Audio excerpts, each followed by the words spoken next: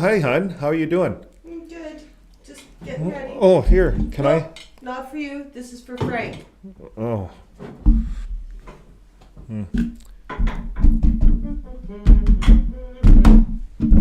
Oh, my favorite. Not for you. These are for Frank. Okay.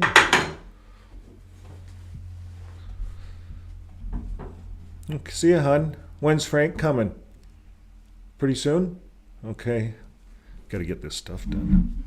I'd sure like some of that stuff. Don't touch those. Okay. I'm Frank Lee Anon, and I'll be your host and moderator for this discussion. Joining us are the world's favorite JW couple, Stephen and Gloria Morris, whom you'll all know from the wildly popular series.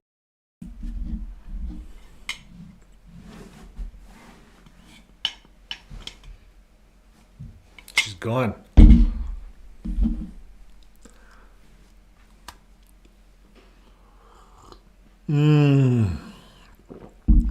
Oh, you guys are here.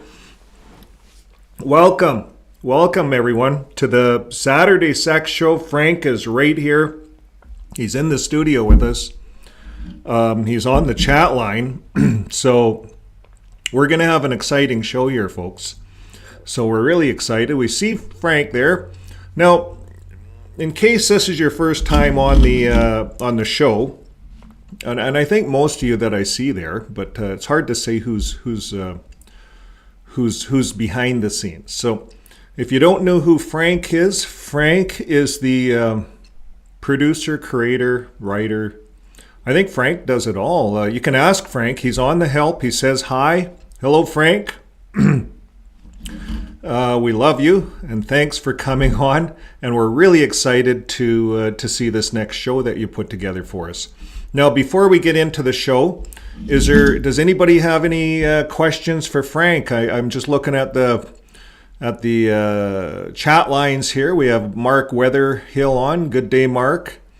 We have Mark's Bike Packing Ventures. Well, hello, Mark's Bike Packing Ventures from the Wales. Thanks for joining us. I think that's the first time I've seen you on. Michelle Allen. Hello.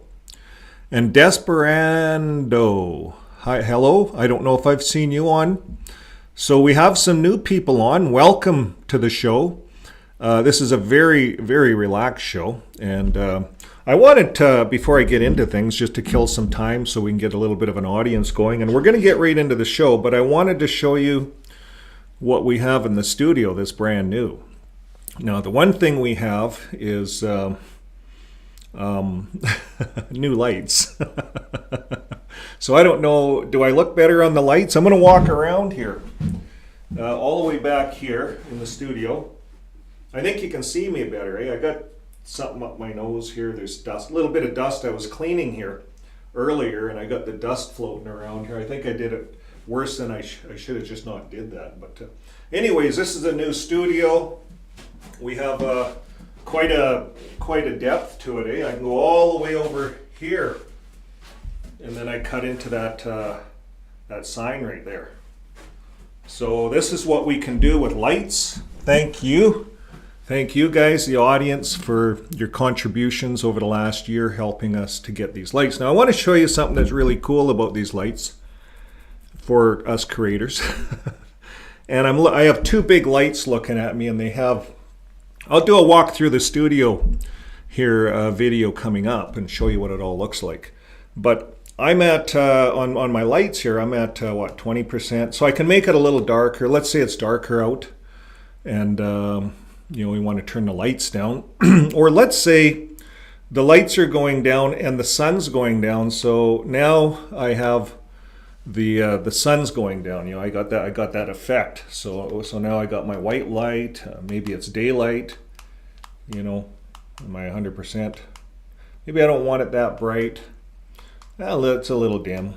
Maybe I want it about there. That's about 50%. So white light. We'll go with white light, daylight. I'm having fun in the studio with that. But these are some of the lights. Thank you guys for all your contributions. We really appreciate it. Now I want to show you guys just one other thing before we get going, just to kill a little bit more time here to get more people online. And I'm going to pull this, and I'm going to pull my screen up. And we have, I'm going to take myself off the screen. This is gone with the grid. This is our home page. It's on, we'll be posting it on every description of all our videos. Now you can go to the shop, and this is what I want to show you is the stickers. We talked about the stickers in my last video, and we've already have people looking at the website from all around the world, Arabic, all kinds of different languages. So my wife is already working on other languages. So here's one in French. This is a French one, and so if you guys have any requests for other languages, probably Spanish in the US maybe. Here's something that's new. It's a plush toy for Christmas, you know. I've just clicked on it here. Let's see what it looks like. So it has a little thing on there. It says fixing my faith, a little heart on it. It's a little bear. So there's lots of little things on the website. You guys can look around, but the stickers is what excites me the most. And the reason the stickers excite me is because we can, I forgot to turn that off. But the stickers excite me because we can now work toward do not calls, right? So we're in a neighborhood, and you can order these stickers in, get 100. Usually in a neighborhood you got what? In a close, maybe 15, 12 houses, dozen. You know, sometimes 20, maybe. So you don't need a lot of stickers, and but the advantage of ordering once is that you only pay $2. Whether you order 100 or order one sticker, you always pay $2 for the shipping. And so I'm saying order 20 stickers, and then you can get the little ones. They're cheap for doors, and you go around to your neighbors. Now I like the little bigger ones, the 4x4s, and I'm going to get some in and show you guys here. But if we go to the neighbors and say, hey, I'm your neighbor, I'm Joe down the street, and you know, we're just concerned about the safety of our neighborhood. You know, it's kind of like a neighborhood watch. So we want to keep our neighborhoods clean. We don't want pedophiles walking around, and pedophiles, you know, people are worried, right? Well, you know, you can even explain I'm an ex-JW and blah, blah, blah. You can get into that if you want, but you can say I got these stickers, you know, for the Jehovah's Witnesses. It's all over the news. And if you put these stickers on, it's a do not call. By their own regulations, they have to mark us, and they can't call on us every other day because they keep calling and calling, right? And you're not at home. Maybe you don't even answer the door. You know what we used to put on the record sheet? Home but hiding. We'd put HBH. You remember that, guys? Home but hiding. And you'd get all these calls, home but hiding. So you'd go out in service. You know, if you're a pioneer, you're out a lot, right? So you're trying to catch these guys when they least expect it. They expect you on Saturdays. But if I went to the door as a pioneer and it said Jehovah's Witnesses do not call, and even if it was written on a piece of paper and you put it on the inside of your screen, you can make your own stickers to do that. And they're supposed to not call. They're supposed to mark you down as a do not call. You may have to engage with them once and say, look, there's a sticker on my door. You guys call again, I'm calling the police. It's like do not enter. You know, we're concerned about pedophiles in our neighborhood. You might even say, you know, our whole close, everyone has a sticker. So take your territory card, take that territory card that you have and throw it in the garbage, because you don't need it here anymore. The territories are garbage. You might as well shut your door-to-door work down, because we do not want pedophiles in our neighborhoods. We don't want that. And they made some recent changes in their elders' books, and you know, on how they're rehabilitating pedophiles in the congregation. And you know, let's say it's an elder or something. Well, it's all private. No one knows about it. It's all kept secret. Just the 3 elders know about it that dealt with the judicial meeting. And then it's probably one of those 3 elders has to work with that guy in the ministry, and that's how he repents. And so they send another elder with him. So the guy's still out there. So you've got another elder, and we don't know if all these other elders are clean either, right?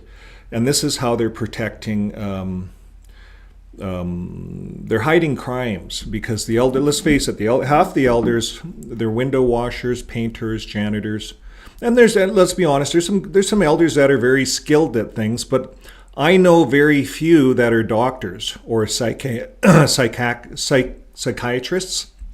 that know about deep medical stuff, or that have a university degree. We seen in our last production where we showed that video that was out, that leaked video, where the circuit overseer is training the elders to get rid of elders on the body that are allowing their kids go to university. So we know that the organization does not have skilled people.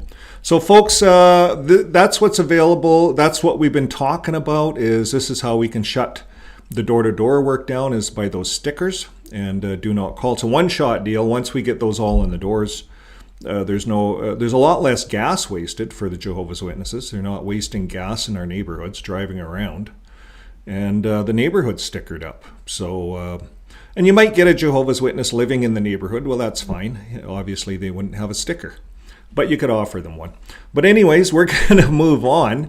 And Frank, we are so excited you're on the line. Frank, if there's any questions anybody has about how Frank makes his movies, all those little animations, like each little head that moves, I believe Frank has to actually do something on the computer, and it's thousands of little movements he makes, and then he has to script it all and put the voice in. And what I find is amazing is the scripting, how he scripted this all. It's just a master production, Frank. We're going to get into it. You guys heard enough of me, and so I am going to get on to my, where am I here? I'm going to get onto this link Frank gave me and see if I can pull that up here. I'll just get her set up here. Okay, so I think I heard something. So I'm gonna shut my mic off. We're gonna turn the desktop, and I think we're good here. Okay, here we go.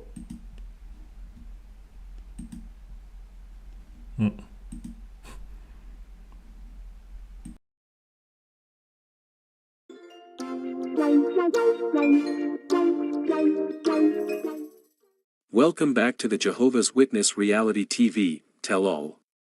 I'll be your host, Frank Lee Anon. And I'd like to welcome back, here in the studio, Stephen and Gloria Morris. Good evening.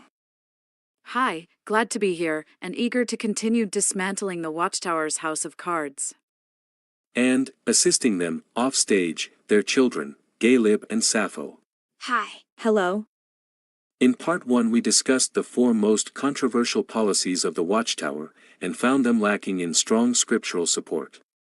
Instead, we found that they all rest, ultimately, on the belief that the governing body is the faithful and discreet slave, and so every interpretation of the Bible that they put forth must be believed, and every policy obeyed unquestioningly.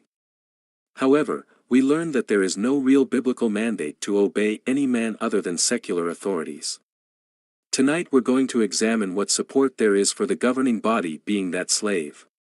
So, what has the Watchtower put forth in justification for their claim that the governing body is that slave?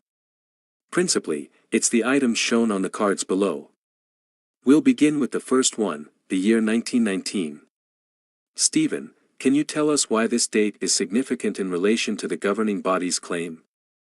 That's the year that Jesus judged our organization's leaders to be the faithful and discreet slave. Okay, that's a big claim, and we'll need a lot of unpacking. So, we're going to come back to it when we get to the next lower level of the house of cards and look at all of the cards that are needed to support it. Let's move on, now, to our next supporting card. Parable as prophecy. What's that all about? The fact that most Christians regard the account of the faithful slave as a parable. But we recognize it as a fulfilled prophecy. Gloria, would you care to comment? Yes. We have no reason to think that Jesus' parable of the faithful and wise steward was a prophecy about the leaders of the Watchtower. It would be like someone claiming to be the fulfillment of the Good Samaritan prophecy. It makes no sense. Both parables are not about specific individuals or even classes of people. When the apostles asked Jesus if his parables applied to them alone or to everyone, he replied, What I say to you, I say to all. Mark 13 verse 37. Jesus was just pointing out that we should all be faithful and wise in our duties. If he had meant to prophesy about a governing body whom all Christians' lives depended upon listening to and obeying, surely he would have made such a vital doctrine explicit. Okay, let's cross that card out, and move on to food at proper time. I'm guessing that's another reference to that same parable. Yes, the governing body, as the slave, is committed to feeding us with spiritual food at the proper time. They have been doing this for well over 100 years through their publications, and today via jw.org. I'm going to challenge that claim with an actual example or two of their so-called spiritual food. From the October 1945 Watchtower, page 313, whosoever would worship him must also worship and bow down to Jehovah's chief one in that capital organization, namely, Christ Jesus. But the April 8, 2000 Awake magazine on page 26 says, under the question, is it proper to worship Jesus? Reverent adoration should be expressed only to God. To render worship to anyone or anything else would be a form of idolatry, which is condemned in both the Hebrew and the Greek scriptures. If worshipping Jesus is idolatry, as the Watchtower today claims, then when was it ever the proper time to say that we must worship Jesus, as they did up till 1954? That was just a mistake by imperfect humans. But, Stephen, you can't point to the same thing, the publications, and claim that they prove the governing body is dispensing spiritual food from God at the proper time, while also admitting the food is full of human error. It doesn't prove anything, in that case, except that it has a human rather than a divine origin. Another example I found, in my research, is that when smallpox was a pandemic, back in the 1920s, the Watchtower publication said that the smallpox vaccination was against God's law, and ineffective. How was that the proper time to say that? The vaccine eventually eradicated smallpox from the face of the earth. Those who didn't subscribe to the Watchtower were vaccinated and lived. The others? Not so much. And we could make the same case with the Watchtower's transplant ban and blood fraction ban. The families of those who died for refusing those life-saving measures certainly wouldn't agree that those edicts were food at the proper time for their loved ones. The world was saying get vaccinated, have a transplant or transfusion if needed. They were saving lives, while the Watchtower was causing deaths with their erroneous spiritual food from God. If it was from God, how could the world have known better? How come those in the world lived by ignoring the Watchtower's policies, while the Watchtower's followers died? If Jehovah was guiding them, wouldn't he have at least prevented them from getting his law wrong and thereby killing off his name people? Another card down. Way down. That brings us to the fallibility card. That's an odd one. Seems like they'd want to claim infallibility if they say they are being led by their God. They're just fallible humans, not inspired. They make mistakes. But the thing about this that proves their claim is that God's Holy Spirit has corrected their understanding. We have a large list of doctrines that we've changed as the light has gotten brighter. This proves that Jehovah is leading them. So, making mistakes is proof that they are God's spokesman on earth? That's part of the proof, yes. And the mistakes that other religions make? What does that prove about them? That they are following Satan. Dad, what you're saying isn't even what's been happening. The Watchtower has changed doctrines, and then changed them back again. How could that be God leading them? They were right, then wrong, then right again? Sounds more like they were led astray. They had the truth, then went into darkness, as is proven by their returning to their original understanding. How could God have been leading them away from the truth in the interim? Do you have any examples of this, Sappho? At first, they said blood fractions were not acceptable. Then they said they were acceptable. Then they changed their mind and said they weren't, and then they changed their mind yet again and said they were. Another example is that they said a woman who fails to scream when raped is guilty of fornication. Then they said she wasn't, then they said she was, and then they said she wasn't. Sounds like the light doesn't get brighter, it flickers on and off. It sounds to me just like a bunch of men struggling to make sense of the Bible, and blurting out the first thing that comes to their mind before thinking it through, even when their pronouncements have life and death consequences for their followers. That's the exact opposite of being faithful and discreet. Also, the scripture they always fall back on when they make a mistake is "the light gets brighter." That's from Proverbs chapter 4, but its context shows that it's about a man exhorting his son to lead a moral life, and how, with experience and wisdom, the way of the righteous shines brighter and brighter, like the sun rising. It has absolutely nothing to do with misunderstanding scriptures, nor with providing an excuse for issuing fatally wrong doctrines. Proverbs 4 verse 18 in context: "Do not set foot on the path of the wicked or walk in the way of evildoers. Avoid it, do not travel on it, turn from it and go on your way. The path of the righteous is like the morning sun, shining ever brighter till the full light of day. But the way of the wicked is like deep darkness, they do not know what makes them stumble." It seems to me that if you're going to claim divine guidance, as the governing body does, then you need to at least be able to get God's message right. Imperfect humans are able to do that. It doesn't require perfection to repeat a message. That's all that the Catholics mean by papal infallibility, that God prevents the Pope from proclaiming false doctrines. But it seems the governing body has conveyed the exact opposite of God's message, upon occasion. It would be like Moses having to issue a retraction to one of the 10 Commandments that he got wrong, or Isaiah issuing an addendum of corrections to his prophecies. Stephen, if God's Holy Spirit is really guiding these men, as they claim, how hard can it be to get God's message right, the first time? Well, it's not like God communicates directly with them. They're not inspired. They just get all the guidance they can, from reading the Bible, trying to understand it, and then voting on what they think it means. Wait. That's it?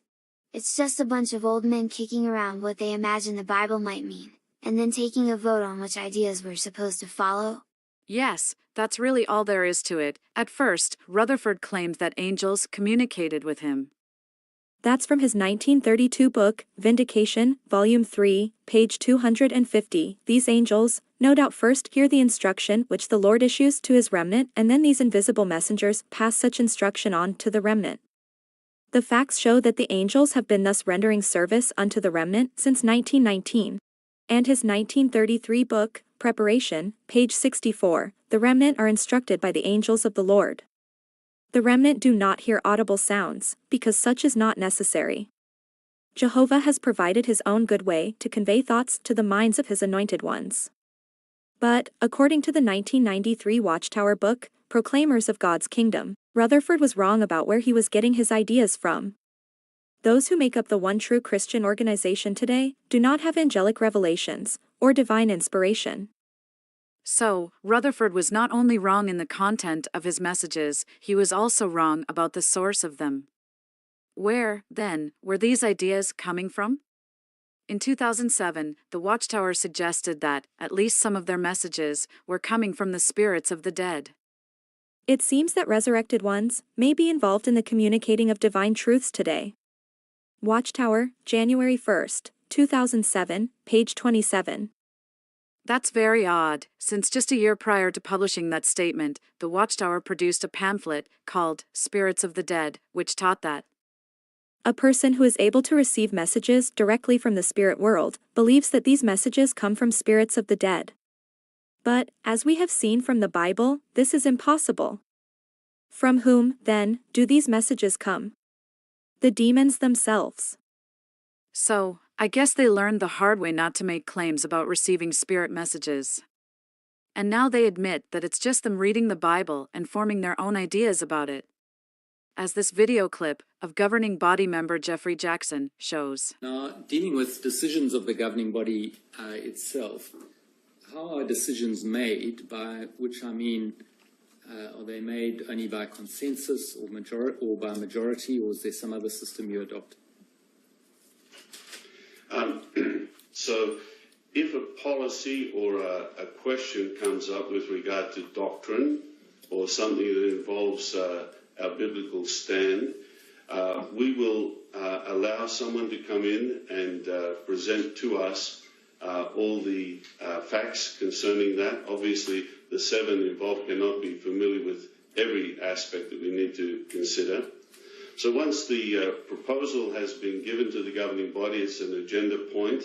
Ahead of time, each governing body member, with prayer, by means of prayer and reading the Bible, then tries to see how the Bible would affect any particular decision. So then in our discussion, generally from my experience, which has only just been the last 10 years, in most cases it's unanimous. And if it's not, then it would be carried by majority, is that right? That is the case, but as I said, it's a rare thing, because if someone, perhaps their conscience is not clear or feel comfortable with a certain decision, then more often than not we would rely upon God's Spirit by holding up on making a final decision until more research is done, and then we would meet again. And by what mechanism would you understand God's Spirit to direct your decisions? Well, what I mean by that is by prayer and using our Constitution, God's Word, we would go through the Scriptures and see if there was any biblical principle at all that would influence our decision. And it could be that in our initial discussions there was something that maybe we were missing, and then in another discussion that would come to light. So we would view that as God's Spirit motivating us because we believe the Bible is God's Word and came by means of Holy Spirit. Can you imagine Isaiah, Jeremiah, and Ezekiel getting together to discuss and vote on what to write in their books? This process just seems so mundane.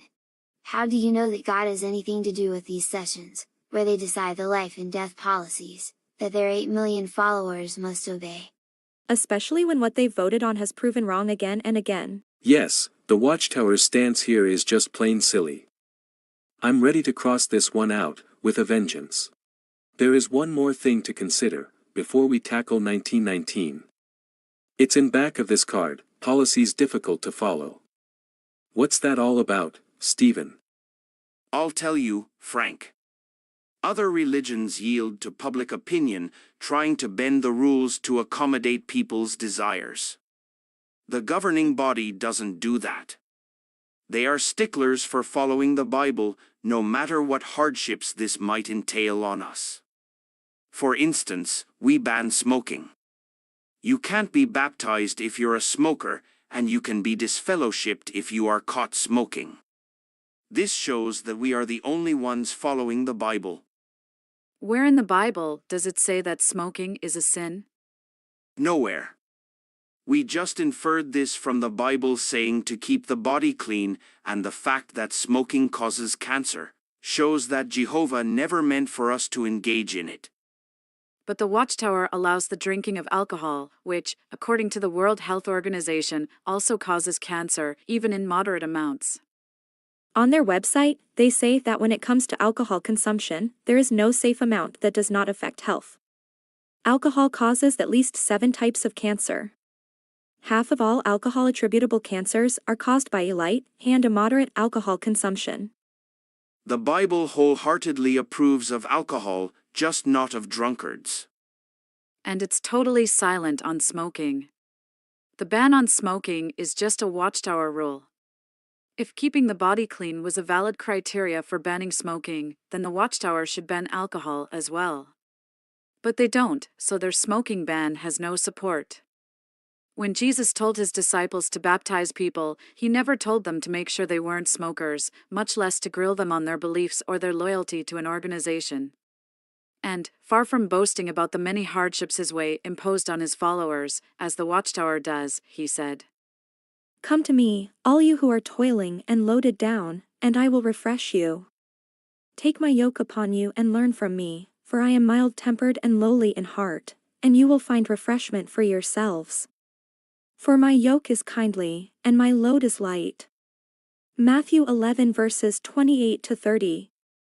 The reason a Christian's load is light is that all Jesus asked of people was love and forgiveness. He hated the Pharisees' rulemaking, just as he would hate the Watchtower's rulemaking today. Far from proving that they're following the Bible, the Watchtower's hardline stance on smoking only goes to show that they have gone beyond the things that are written, in disregard of the admonition in 1 Corinthians 4 verse 6. Also, remember that Jesus said that nothing entering into a person can defile him spiritually. And Paul stated, in 1 Corinthians 10 verse 23, that, as a Christian, all things were lawful to him, though not all things were beneficial. That would certainly apply to smoking and drinking, things that may not be beneficial, but certainly aren't unlawful for a Christian.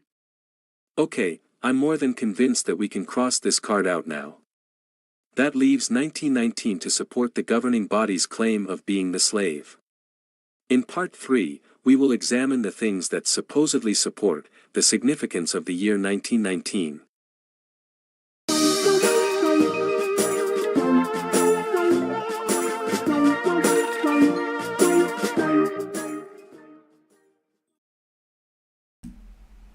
Oh, hello. I better turn my lights back on. There. I think they're on. There.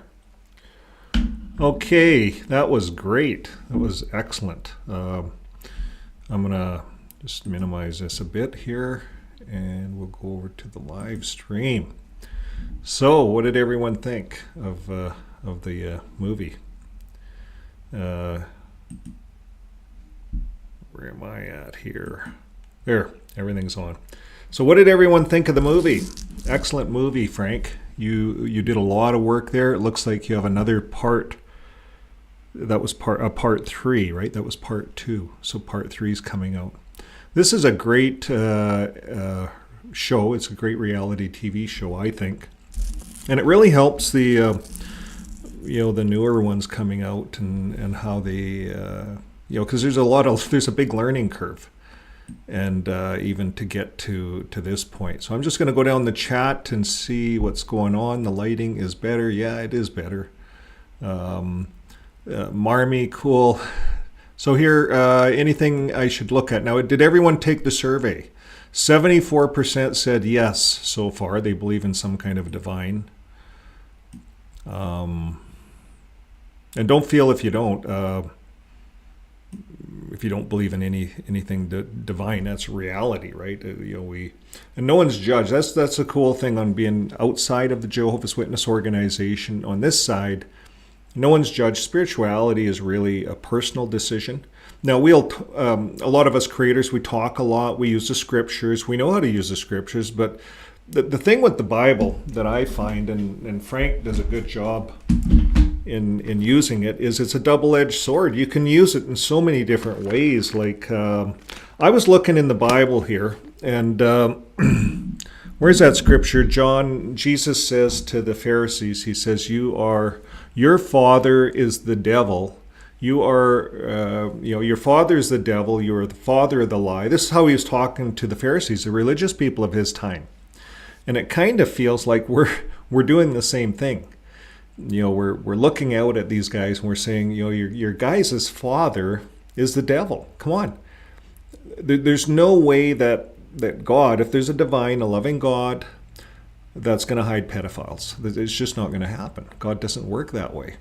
So everything that's happening with the Watchtower and with all religion, in my opinion, is all part of it's supposed to happen. But if we don't believe in a divine, we don't believe in any of that stuff, we come from the standpoint the governments are looking after it. There's a higher level of consciousness. So why did we go 2,000 years all sucked into the Bible, the Roman ruler? Because it was forced upon you. And way back then, if you even stood up and said something negative, you were a witch. And how they tested witches, they just put them to death or drowned them. And if they drowned or if they didn't drown, they're a witch, or I don't know. They just killed people that were not Roman. And that's how they came in and took over all kinds of countries, and they used religion to do it. Now, a lot of us see this. It's so easy to see. And I think for a lot of us now on earth, we're getting outside of religion. Religion totally. And it doesn't mean that we're not spiritual. Maybe some of us are picking up on some old spirituality. There's some old Indigenous spirituality. Some people get into Wicca. That's kind of like indigenous. It's more Mother Earth type thing. It's more healing using the trees, the plants. And that's more real too, because you can use, we're used to just going to the cupboard and getting an aspirin. Well, up north in those indigenous communities, they actually scrape the bark or something off white willow and they boil it up. And I don't know the recipe. I asked, but no one would give it to me. But they boil it up and they make a remedy out of this white willow, and they claim it cures their cancer. I had one young fella that said, yeah, my grandmother went and took chemotherapy and all that stuff and it didn't work. And she took white willow and it worked. They gave her death sentence, but she came home, boiled up the white willow, and it worked. So I hear that over and over again. That's some of those ancient wisdoms. I think we lost them because the Romans came in and they just killed everyone. They destroyed anything they didn't understand. And that's kind of the way it was. They forced the religion down everyone's throats, and so now this is the world we have. So a lot of us are coming outside of this, and but I want to go back to Frank's video here and talk a little bit about Frank's video. He talked about spiritual food. Yeah, that was one of the ones, and that's kind of a watchtower thing. Spiritual food. Where did they get this from? The spiritual food thing. Jesus, when he went, as far as the way I read it, Jesus went to the Mount of Olives there and started telling everyone some stories, some ancient stories, good stories. And we read them. Everyone loves Jesus' stories. And then at the end, he fed everyone. So we don't see the watchtower feeding everyone. He started handing fish and bread out. Whether those are just stories or whether it's true, let's come from them. On the channel, I like to talk, because I'm talking mostly to Jehovah's Witnesses and new ones coming out. So we keep this simple. We just talk basically using the Bible, their Bible, because we'll help them to wake up. And if you're online, that's what this channel is about, helping us all to wake up and find some sense out of the past. For me, it was past 40, well, really, to put this properly, I spent 30 years in the organization, and I came out in 2012, but I spent another 10 years until 2022 mentally caged in. There were still locks holding my brain captive. So, you can get out of the organization, but your brain can still be captive to watchtower beliefs if you don't undo them. And that was my case. I didn't undo all the locks, the padlocks. I didn't go into my mind and scratch out the records, do some research. It takes research. I think it takes a little bit of, if you were to go to Frank's channel and watch all his videos, you'd wake up. And we're going to play another one of Frank's videos here today. We have lots of time, and we might even look at one of Frank's articles here online and showing you that one. So, because it's, where is this article? I had it pulled up here. How Not to Think. And I'm going to pull up my screen here. And this is where we're getting it from, the Watchtower Help Club, How Not to Think. And this is kind of what the Watchtower has done to many of us. And even when we get out, we're taught how not to go into that spiritual area, because it's kind of all wrapped up. The Watchtower kind of made a neat little box about it. And there's a fly on my camera. So thinking is not allowed in the Watchtower. And writing this article, and this is Frank's words, guys. Frank's online here. So excuse me, Frank, if I get some words wrong here, but I'll do my best.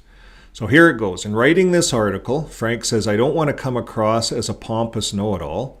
I freely admit that I'm no genius, but I have taken several college courses and read many books on philosophy and scientific methods and critical thinking, and it's taken me to the point where I now visibly wince at some of the shoddy thinking I often witness. I have been guilty of my share of shoddiness in the past as well, so I just want to share what I've learned and some of the things that would be good for all of us to avoid. So he talks about the dirty dozen. So here then are the dozen ways not to think, with some great examples, mostly provided by our good friends, the Watchtower. So first of all, make up your mind to avoid thinking. First of all, if we were not going to think, then let's be forthright and determined and to make no qualms about it. Here's a good example of the sort of thing we should explicitly tell ourselves. Avoid independent thinking, questioning the counsel that is provided by God's visible organization. And that's right in the Watchtower. That's right from the Watchtower. Avoid thinking, avoid questioning the counsel. Avoid independent thinking, right there. And that's what the Watchtower tells us. It's told me that for 30 years, except I ignored a lot of it. But that's what happens. So it says, that's right, don't think. Let someone else worry about thinking. And the notion of a group think is a great substitute for thinking yourself. If you decide to let a group think for you, as the Watchtower recommends above, be sure to never question their counsel, as questioning involves thinking. So instead of thinking, latch on to this group as the ultimate authority on every subject and believe everything from that source, no matter how absurd or how many times it contradicts itself or is proven wrong. So that's stupidity, and that's what that sign says. So you look at the boat there, eh? None of us is as dumb as all of us. Stupidity. You ever go whitewater rafting? I never have. But looks crazy. I know you have to sign a piece of paper that says if you die or if you get hurt, they're not responsible. So, anyways, that's like when that's like when you join the Watchtower. If I follow the Watchtower's rules, they're not responsible. Like there's many cases that you can die in the Watchtower. Blood transfusions, you can live. Why not live a lot longer? So, anyways, let's carry on. Fully embrace confirmation bias. This just means that you should not only pay attention to the things which tend to confirm your beliefs and ignore those which might lead you to question your conclusions. For instance, many people believe that crazy things happen during a full moon. And I'm sure they're right, but they're ignoring the crazy things that happen when the moon is not full. If they took them into consideration, they would realize that the craziness is not caused by the moon being full. Yeah, exactly. It's people. Here's another example. And you see, this is the thing. People are in the Watchtower. We always had an excuse. We always had an scapegoat. Well, it's Satan's fault. This is all Satan's fault, you see, and that gives the Watchtower people too many excuses to actually do wrong things because they can blame Satan, right? So it builds for a lazier people. It builds for a weaker group thinking when you have weak people in the group and you blame it all on Satan. There's no real thinking here. Blame it on the full moon, right? Yeah, I did that. I act like an ass every month because of the full moon. Come on, let's get real here. So here's another, what I do find with the full moon? I find that there's more energy. The animals on the farm are a little bit more active. And I think it's because of there is power. There's a gravitational pull. Our oceans respond to the moon. So the moon does affect things. But we can't blame the full moon on criminal or bad behavior. We can't do that. That's like being in the Watchtower and blaming it all on Satan. Excuse me. Here's another example. At one point in my life, Frank is saying, many decades ago, Frank's given away his age many decades ago. Okay, let me see. How old is Frank? Okay, if Frank is the guy in the picture, I think Frank's about 40, maybe 50. 49 maybe in the picture. But anyways, that is Frank, I guess, in the picture, in the movie, right? The producer, moderator. Okay. Frank says at one point in his life, many decades ago, he thought he was having precognitive dreams. He says, I was astounded when something I dreamed actually happened the next day. You've had that too? I've had that too. Let's see how you dealt with it, Frank. But Frank says, but I was forgetting about the thousands of dreams I had that never came true. Yeah, you got that. So he says, when I factor them in, the small percentage of hits was easily explained by coincidence. I think a lot of us, we have minds. Some of us have different minds. I'm a dreamer. I have a dreamer type of a mind. And I wrote down some of my fictional stories too, and it's fun. But if we start calling our dreams fact, like the Watchtower does, they go to bed and wake up with a dream and all this, and we shouldn't be taking blood transfusions because of acts or whatever. They come up with this and they all buy into it. Then they think it's given to them by Holy Spirit. So I think over time, people can really take their dreams too far, right? And sometimes our brain just is busy. It makes little movies in our heads. We always want to be watching a movie. It's kind of like what it is. It says the Watchtower dutifully reports on the complications that can sometimes occur with blood transfusions, but they don't report on the other millions of units of blood successfully and safely transfused each year, a stat which renders blood transfusions one of the safest all-routine medical procedures. This confirmation bias assists Watchtower witnesses in the belief that they are not missing out on anything worthwhile when denying their children the life-saving medical procedure. It's easy to use this beneficial tactic to avoid thinking, especially when you have a group that will do the work for you of sifting through the data and picking out just the fragments that agree with your preconceived notions and actively suppressing the rest. Witnesses are truly blessed in this regard, and isn't that the truth? They just go to JW.org. That's their Bible for life, and they don't want to look at anything outside of it. I think it's important, as we keep exposing them online, we keep giving the rest of the story. That's really what we're doing. There's so much out there on the witnesses and what's happening, and I think the goal here is to help the organization turn around, quit the shunning, quit the disfellowshipping, quit the blood doctrine, and get their nose out of all the CSA stuff. Turn that over to the authorities. Basically, they become a printing company like every other religion. And and don't accuse people for worshiping Jesus. You can't disfellowship now. You see, it ruins their whole religion. And that's why I don't think they can conform. I don't think they can get rid of all these things. I don't know. What do you guys think? Do you think the Watchtower can conform? Now, they are changing, or maybe it's yet to be seen. But in New Zealand, they signed up to that scheme, that the apology scheme or whatever, down in Australia, because they were going to lose their charity. So they signed up. So now let's see how they revise their elders book some more. I don't think they're going to revise it enough for what the conscious society needs. These are cults. And by us allowing them to be religious charities, it costs us thousands of dollars, or millions of dollars, billions of dollars earthwide. But here in Canada, it's a lot of money. Now, throw away your Occam's razor. I don't know if I said that right. Remember those old razors that they used in the Western days? That's what that is.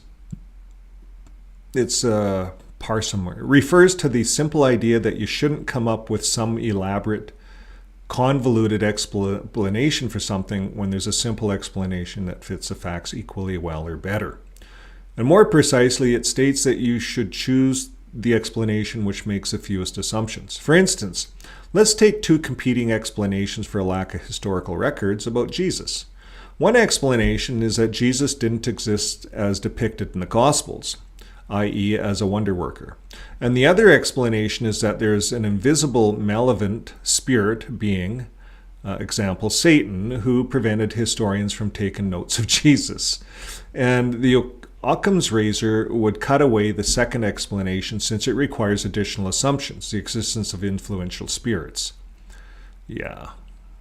So turning to the Watchtower example, what are the possible explanations for their prophecy regarding 1914 being the end of the time of trouble? Well, one explanation is that they are false prophets. That's what I agree with. Another explanation is that they had the date right, but the events wrong, and then subsequently got the events right, but the consequences wrong, preaching for over 50 years that the generation that witnessed the events of 1914 would not die before Armageddon. So they adjusted their understanding only to get it wrong again, thinking that the generation referred to worldly people, until finally deciding upon the current overlapping generation's understanding. If this current understanding is true, then 1914 was not a false prophecy, but just the result of the light getting brighter, or so the argument goes.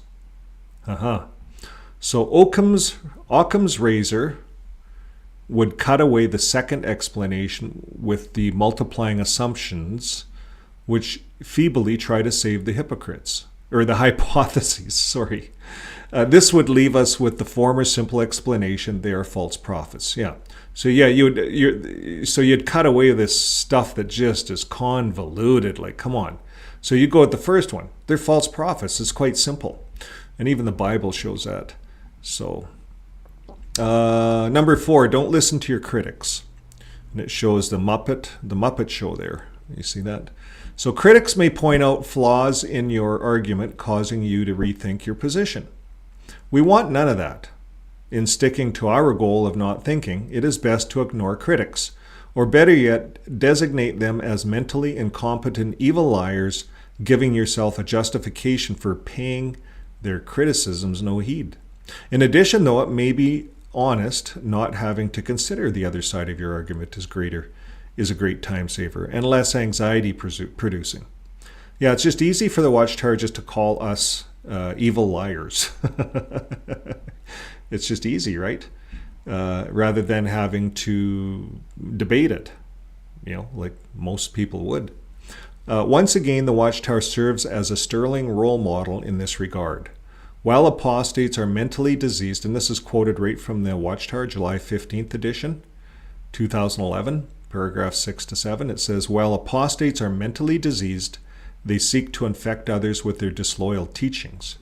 Jehovah, the great physician, tells us to avoid contact with them. And these are all Watchtower words, remember. These are not biblical words. What is involved in avoiding false teachers? We do not receive them into our homes or greet them. We also refuse to read their literature, watch TV programs that feature them, examine their websites, or add our comments to their blogs. Study edition of the Watchtower, July 15, 2011, paragraph 6 to 7. So this is how the Watchtower trains all of the sheep in their flock. Is even if you're a family member, you've done nothing wrong. But if you're an apostate, you're mentally diseased, and they do not receive you into the home. Everything, you're completely cut off. So that's exactly what happens. Now, number 5, compartmentalize. Compartmentalize your beliefs.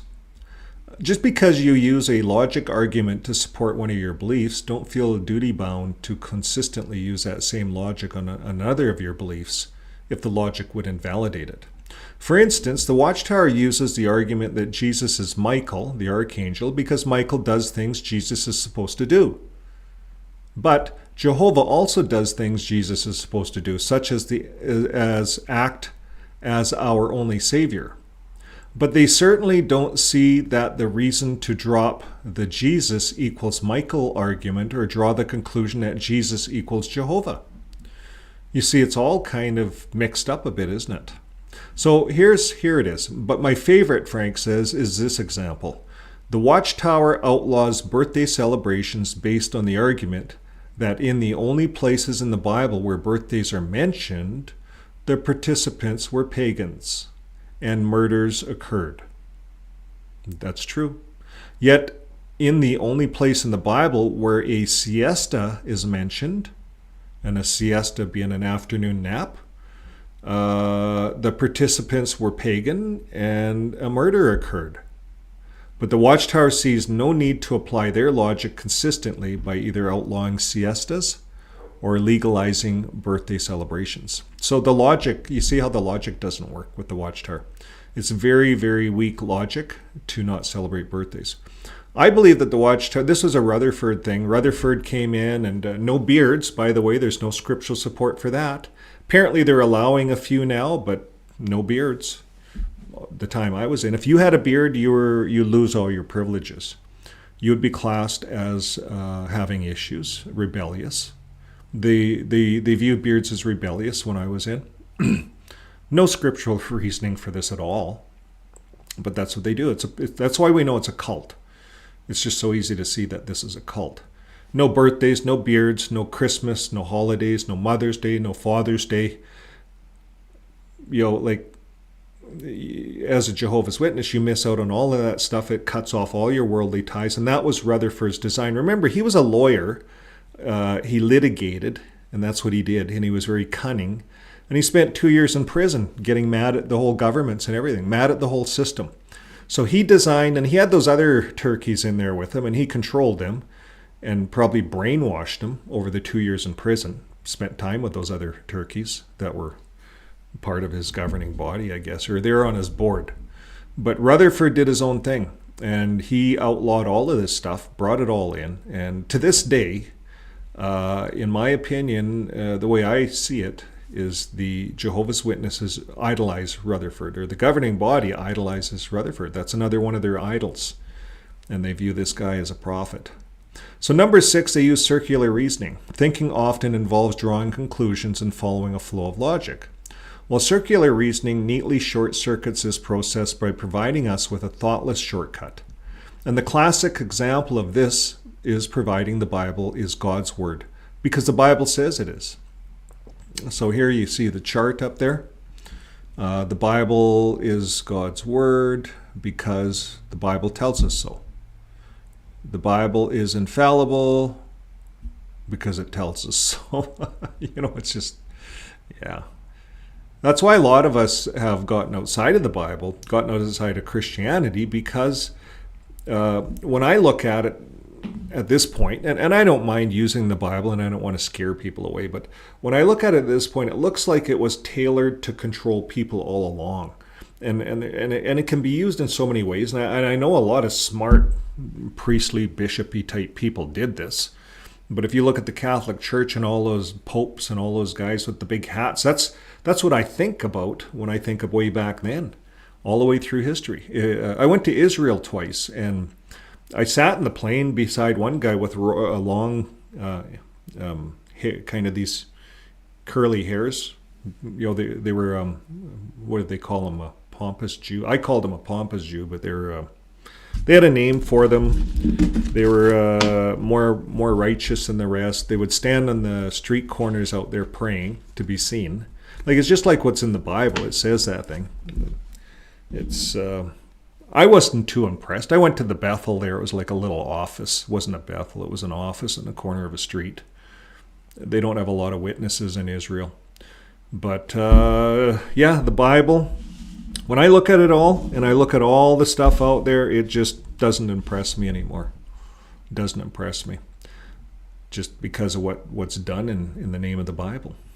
Now, rhetorical tricks to defend your beliefs. Lots of people don't understand what logic is or comprehend the principles of critical thinking. So instead of crafting well-thought-out arguments, it's often easy to fool them with rhetorical tricks instead, such as the following.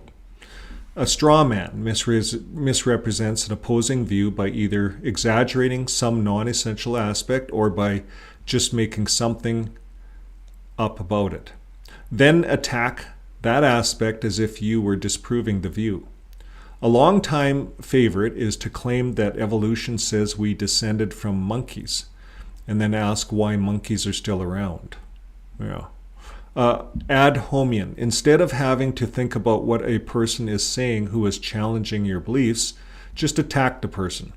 Even though despicable and or biased people can make perfectly valid and true points, most people don't realize this, so you can't win the argument by attacking the person instead of the argument without ever having to think about it.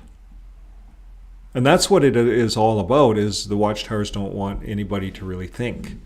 They just want them to accept.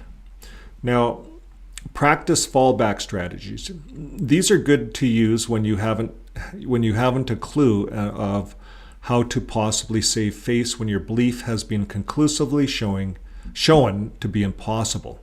Repeat after me. It's like going to the Kingdom Hall. Anything's possible. After all, nothing can really be proven or disproven. You have to have faith. These are lines that we heard all along as being a Jehovah's Witness, right? New light is coming. I used to go to the assembly every year just to get some new light. You probably, a lot of you guys did that. And then they'd have a new release and you'd be so excited. Maybe there's some new light, and then you'd be listening to the talk and looking for new light. Maybe the end's coming tomorrow. I don't know. It's really, you can talk about it at this stage, what it feels like to be brainwashed. But that's what it's like to be brainwashed. You go to these assemblies and everyone's looking for new light. Even today. One of my biggest videos I put online, I did a long time ago, I called it New Light. And it was just a video. I'll play it again one time, but I just put tree planting. Everyone was going to do tree planting. They were going to shut down the ministry. And it was kind of a satire, but we have a lot of hits on it. Here's what it says. Smarter people than you believe my way. So that's a line. Anybody ever give you that line? Smarter people than you believe in what I believe. Like Stephen Lett's smarter than you. He believes, he taught me. You're just twisting my words and taking them out of context. There's a good one for a Jehovah's Witness, eh? Yeah, you're just twisting my words and taking them out of context. It's a method of just throwing you off the track of the conversation. 8 million people can't all be wrong. You get that one? Let's wait on Jehovah. That's one of the biggest ones. We're just going to wait on Jehovah. So that's what it's like to be brainwashed. That's what it feels like. I know what that feels like. Now, tell only part of the truth. When the whole truth would reveal a fatal flaw, tell only part of it. That way you can kid yourself into thinking you're still an honest person since you didn't lie outright. One example is when the Watchtower tells the media that blood transfusions are a matter of personal conscience. They neglect to mention that a transfusion is a disfellowshipping offense that carries the punishment of shunning and the threat of everlasting death. Isn't that the truth? And this is where Watchtower twists the truth. They twist the truth. Like how they'll say it to us, that's what they do. They twist it. And they say, yeah, it's personal conscience. But it isn't. It's the death penalty of shunning. And then you're looked down upon, and then pretty soon people start gossiping. How that stuff gets out. When backed into a corner, lie your way out. That's what they do in court. It's strategic warfare. The Watchtower has made it plain that some people don't deserve to be told the truth, and that's okay to lie. And I'm going to open that article, that link. I want to see that one.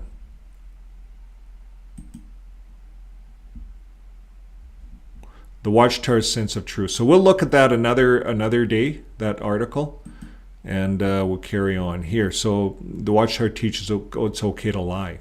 And that's important because that's what they're doing now to the media. I'm reading about it all the time. Every news thing I read, they get on there. They say, yeah, we tell everyone to go to the police. That's what we tell them, but they don't. So they're liars. They're bold-faced liars. So now, so we can avoid having to struggle to come up with a reason for our challenging belief by simply lying about it and then forgetting all about the challenge. And that's what the elders are taught to lie. Everyone's taught to lie. A great example of this abounds in the Watchtower's many rewrites of their history. One peril is when the Watchtower claimed that they never said that the resurrection of the ancient worthies, as in 1925, was a certainty. And we could look up that article. I'll pin this to the description. You guys, if you want to look up some of these articles, you can. As an example, it'll just pop it up. Frank did a lot of work here, all these articles, and then it pulls in this other prophets and non-prophets. That's another article we'll cover on another day. So that looks like an interesting one. So you see how all these, the Watchtower Help Club has designed everything to kind of interconnect. So we're going to carry on practicing Kripkean dogmatism. Do you guys know what that is? I didn't really know what it is, so what did I do here? I did something. I did this. I wanted to see Kripkean. Kripkean. Yeah? Kripkean. Kripkean. That's what he's saying. So it's a Kripkean. And I looked it up on Wikipedia too. This guy's kind of a, well, here, Watchtower Help Club described him. Named after the person who defined this psychological phenomena, Saul Kripken, dogmatism is yet another useful tool in our thoughtless endeavors. It is as simple as can be. Since we know that we are right in our belief, it follows that anything opposed to our belief must be wrong. It's almost like, the Romans were like that. We're right, and anything that's against us is wrong. When they came into nations, and there was all different religions. Even in Canada here, the government comes in. What is it? It's all, the Brits. Was it the Brits in Canada? Yeah. They came into Canada and they destroyed all the indigenous nations in Canada. Yeah, everyone's lost. All these indigenous nations, they all lost their heritage. They don't know how to fend for themselves anymore. They packaged them up, sent them all to, they destroyed their heritage, a whole generation of people. And now we have all these communities full of people that the government has to feed. And that's the problem in Canada. That's the problem with this Kripken dogmatism. If they don't believe in us, it must be wrong, so destroy them. And that's kind of what the Romans did. It doesn't matter. It says here, we may not be able to figure out a reason, but they're wrong, but we needn't bother about it. You see, this is like the Watchtower. They're wrong because we're right, and that's all there is to it. That's what the Watchtower says. That's how they think. It doesn't matter a whit if we can come up with any possible reason to explain why they're wrong. So we can safely put our minds in neutral and smugly smile to ourselves as we pass by their arguments. You see his smug smile? So that's very well done, Frank. Very good illustration. Now we have a few more here, folks, and we have time. 2:33. Yeah, we have lots of time. So we're going to finish it. We're going to come back to number 10 here. And where are we here? We're just about at the end of the article, and so bear with us just for a little bit more. So ignore context. It is so much easier just to take everything at face value than to try and figure out how the context may alter the meaning. So the other day, Frank says, when I got home from work, my wife of 30 years announced the divorce papers are in the mail and on their way. Without knowing the context of that statement, you would conclude that we are in the... Now, that's not Frank. He's probably just given an illustration. So, and he can tell you online, okay? He's right here. So without knowing the context of that statement, you would conclude that we are in the process of a divorce. But we're not. And it would take some explaining of the context to get you to understand that and see what she really meant. But that involves thinking. And so we're not going to go there. That's a good word. The divorce papers are in the mail and on their way. So another example is the first century Christians making the statement, abstain from blood. It's much easier to take that at face value as a command for all future Christians to not use blood than to examine the context and see that it was a temporary measure for a particular set of circumstances current at the time. And the Watchtower, true once again to its impeccable record of eschewing thought, proudly relates how witness children have lost their lives due to the Watchtower's adamantly refusing to consider context. Yeah, it's just terrible. The Watchtower is blood guilty on so many levels. So many levels of blood guilt. Like if there really is a God, I just think that they're heading for the hole in the ground. Now, 11, make good use of the non sequitur. The non sequitur, Latin, it does not follow. That's what it means in Latin, does not follow, is your friend. Use it to construct seemingly good arguments without worrying about their validity. Here's one.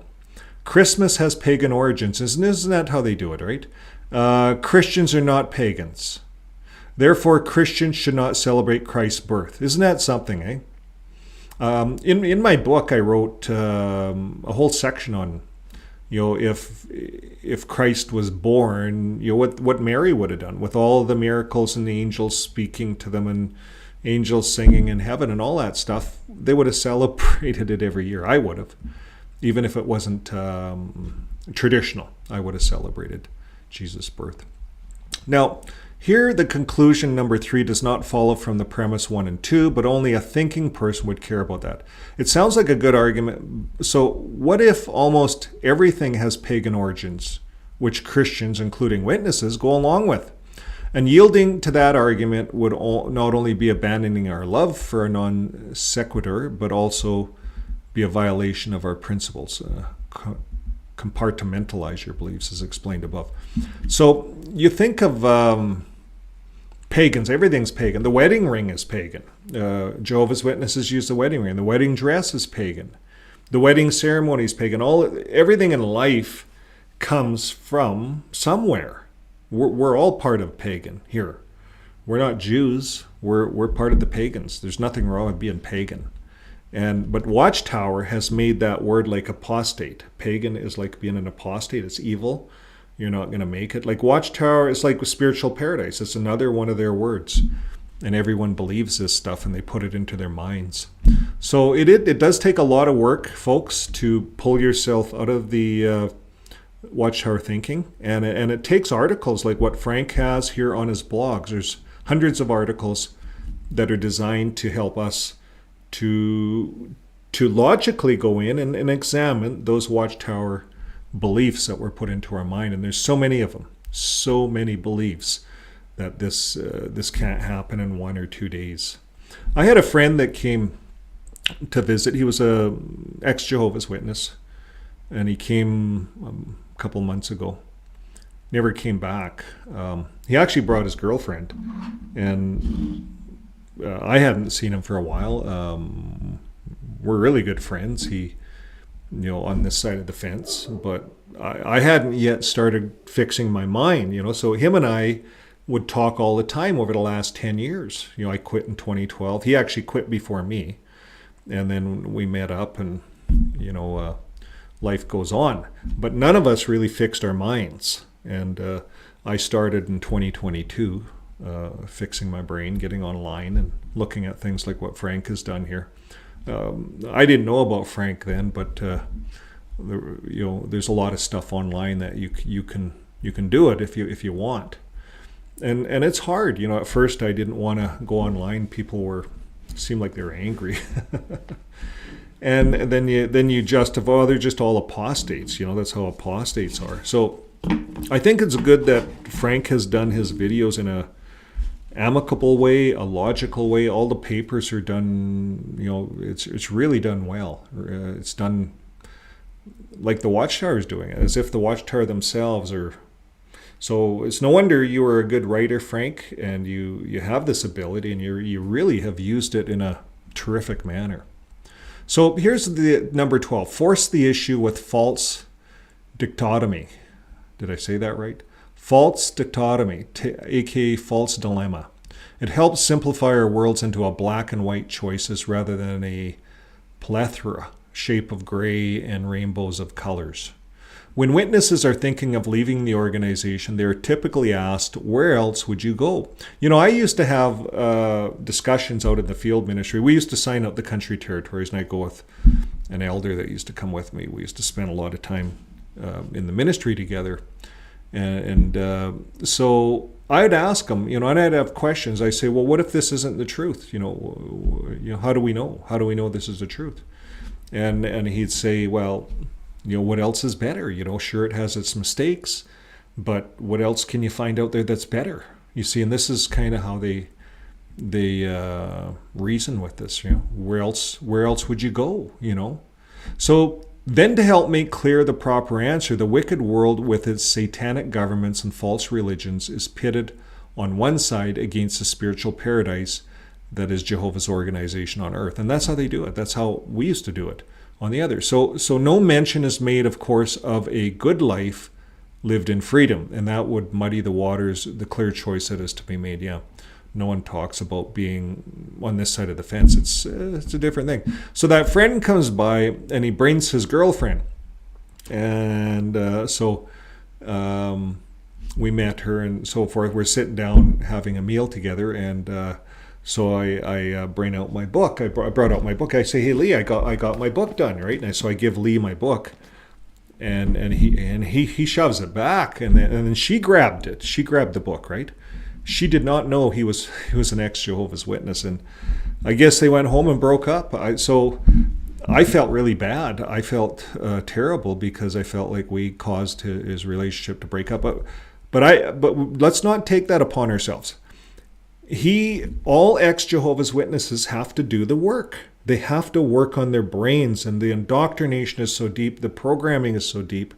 I believe that there has to be special schools or clinics eventually to help Jehovah's Witnesses deprogram. And I think a lot of Frank's information can be used in these schools if they're set up, or these therapy centers. I think therapy centers. I think there'll be deprogramming centers, or if people can't do the work. But if they can do the videos, you can deprogram yourself in the videos too.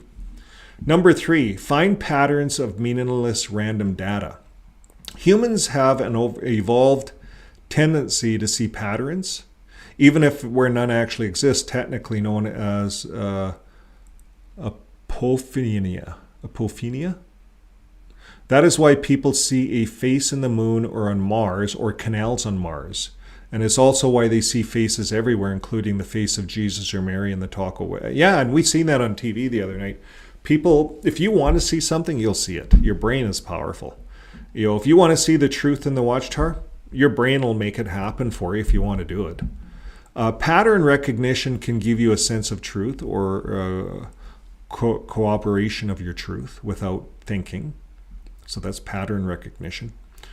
Good examples are the stories in the Bible that the Watchtower has taken and applied its day for a year formula to represent world history. That's a good example, because you can't make sense out of the day for a year thing, and 49,000 years is not long enough. Like rocks are old. It just doesn't make sense.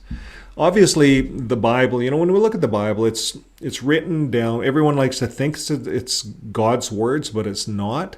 Man wrote these words, and many men have rearranged them and made that book a particular way so that the Romans could rule, and they could use a Bible. And if you got people believing that God is directing the rulership, you got a powerful rulership. People would die for it.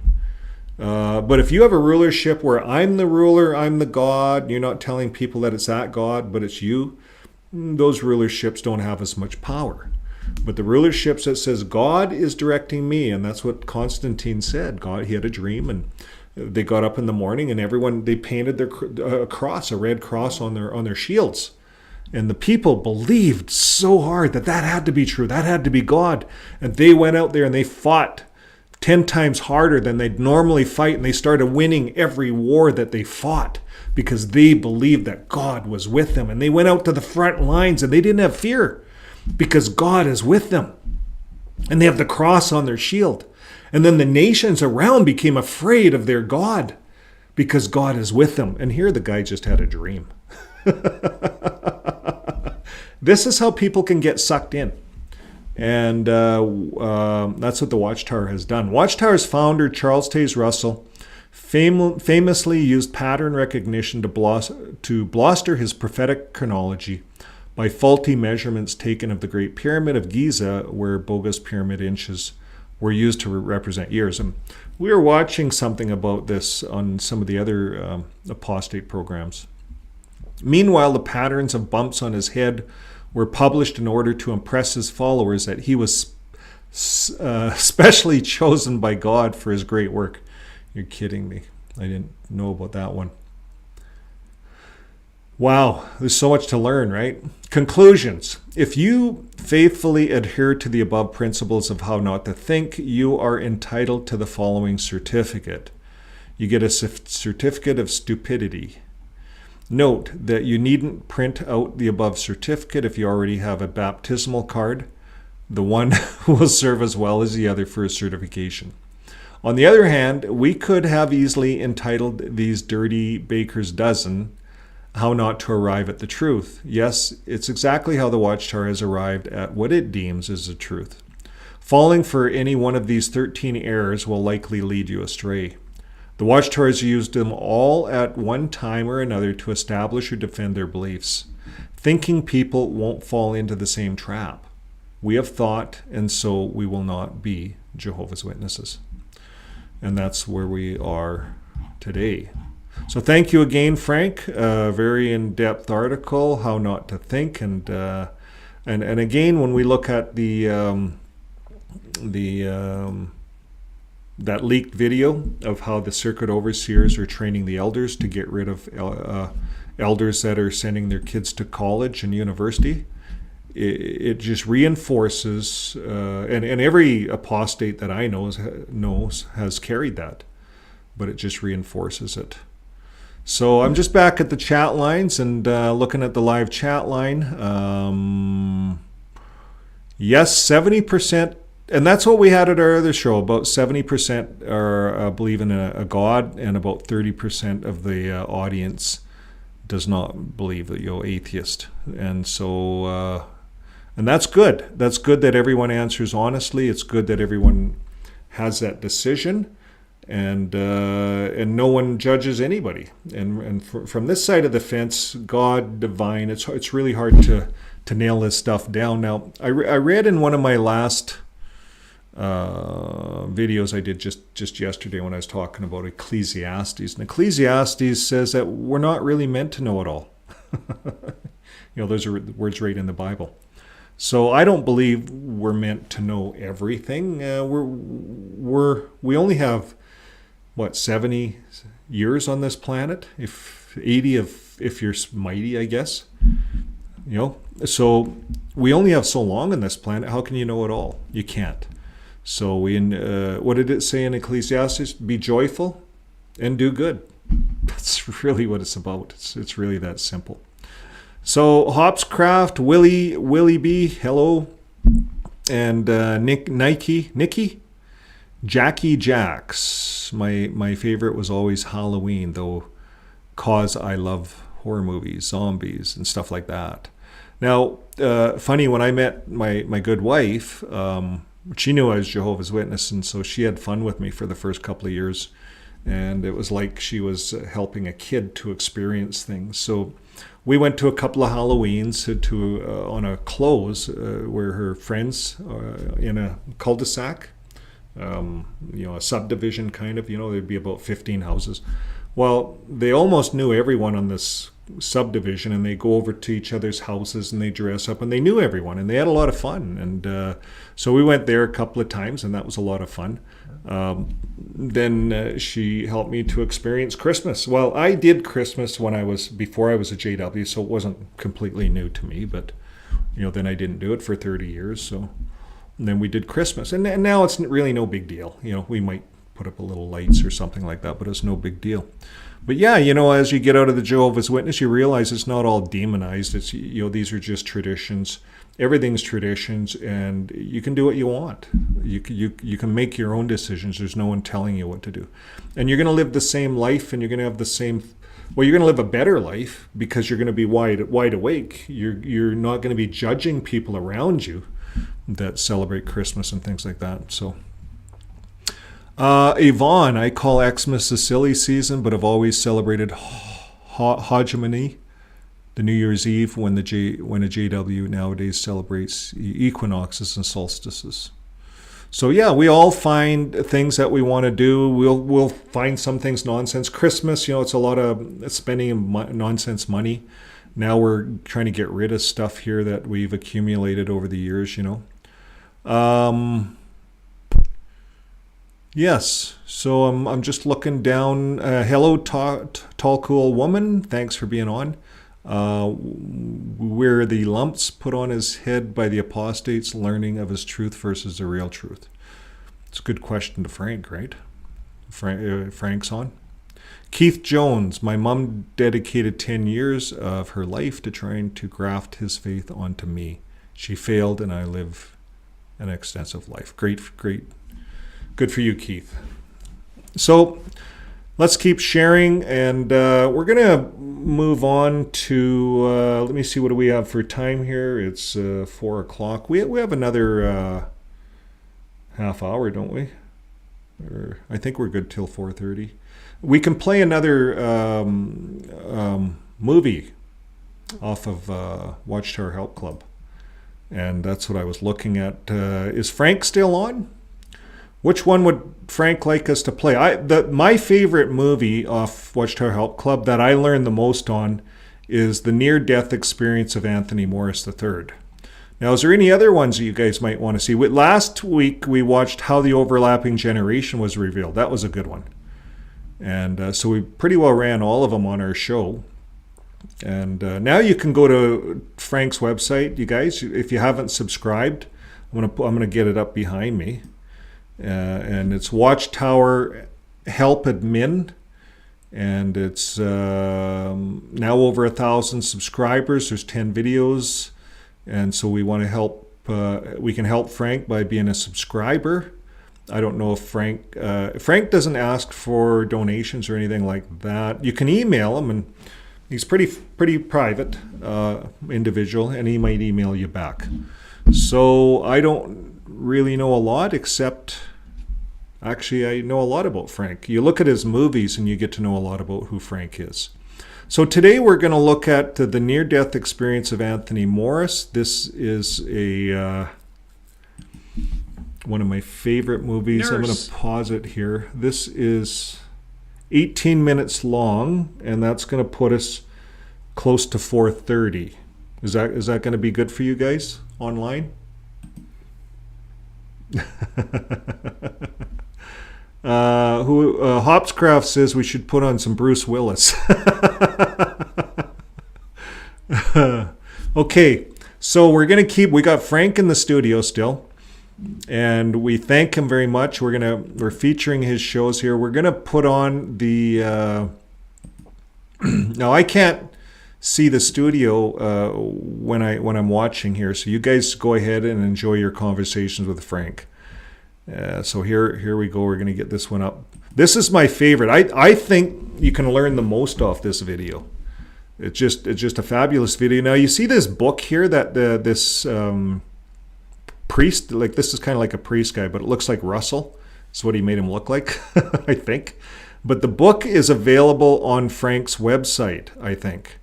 And I'm going to show you, you can get that book off his website. I should really go to Amazon and get that on there, but maybe Frank will post where you can get that. But that book is a debunking book, and I think it would be good for all of us ex-Jehovah's Witnesses to have one of those books. So here we go. Isn't this our DWI patient? Nurse. Isn't this our DWI patient? I ordered 2 units of blood, a CAT scan, and booking the OR for emergency surgery. The man has internal bleeding, so there's no time to lose. What's he still doing here? It looks like you've done nothing. He's not even hooked up to oxygen. What? He's a Jew? No, not a Jew, a JW, a Jehovah's Witness. They're the ones who won't take blood. So, Dr. Henderson said it was pointless to do anything else, because without blood, he'll be dead in a few minutes no matter what we do. The man came in unconscious. How do you know he's a JW? He had one of these. I recognize it from other patients I've seen. And our chaplain, Pastor Russ, has seen the patient on the internet. Yes, it's Anthony Morris III. He's one of their leaders, the governing body they call themselves. He's a real stickler on their prohibition on blood. Well, page Dr. Charles and ask him to declare the man incompetent to make his own medical decisions. Then give him the blood, stat. No! You can't do that!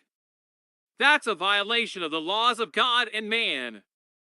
Excuse me, but who are you? A family member? I'm Fred Krantz of the HLC, the Hospital Liaison Committee. I'm here to ensure this man's wishes are honored and his rights are respected, and to explain to you what blood fractions he can and cannot accept in order to maintain his integrity to Jehovah, our God. A lawyer? No. Has the patient legally given you power of attorney? Well, no. Then you have no business being here. Get out of here before I call security. This man's life is in danger, and you're wasting our time. No. Brother Morris would want me here, defending his religious freedom. It's all a mistake, though. You know, your ban on blood. It's not against God's law to accept blood. Oh, I'd expect as much from a clergyman. Have you never read Acts chapter 15? For the Holy Spirit and we ourselves have favored adding no further burden to you except these necessary things, to keep abstaining from things sacrificed to idols, from blood, from what is strangled, and from sexual immorality. If you carefully keep yourselves from these things, you will prosper. Good health to you. Injecting blood into your veins is not abstaining from blood. Yes, I have read that. Have you ever read Leviticus 19 verse 19? You should keep my statutes. You must not interbreed two sorts of your domestic animals. You must not sow your field with two sorts of seed, and you must not wear a garment made with two sorts of thread mixed together. Care to show us the label on your suit? I'll bet it violates that last biblical rule. It's a wool and silk blend. So what? That's from the Mosaic Law. That law passed away with Jesus' sacrifice. It's not binding on Christians today. Oh, so you're saying that we must consider the context of a scripture and not just yank it out and follow it as if it necessarily applies to us today? Of course. So then, maybe if we considered the context of abstain from blood, it would reveal the fact that it too is not something binding on Christians today. In the first place, this is not a commandment from God or Jesus. It is the words of someone named James. Who is this James, and why should we assume that he had any business encumbering Christians with such rules? When Jesus was asked what the commandments were, did he mention any of these dietary restrictions? No, he did not. He stated two commandments to rule all behavior, to love God and to love your neighbor. So, why would James, as a follower of Christ, take it upon himself to add extra commandments? The fact is, he wouldn't. No real Christian would. So, what was going on here? Well, the first verse of that chapter in the book of Acts gives us the answer. It tells us that certain men, known as Judaizers, were insisting that Gentile Christians needed to get circumcised. The meeting, related in Acts 15, was called to decide the matter. James disagreed with the need for circumcision, but in order to appease the Judaizers, decided to caution Gentile Christians against violating the more publicly obvious of the Jewish customs, such as engaging in lewd behavior, eating meat sacrificed to idols, or eating meat that had not been properly bled.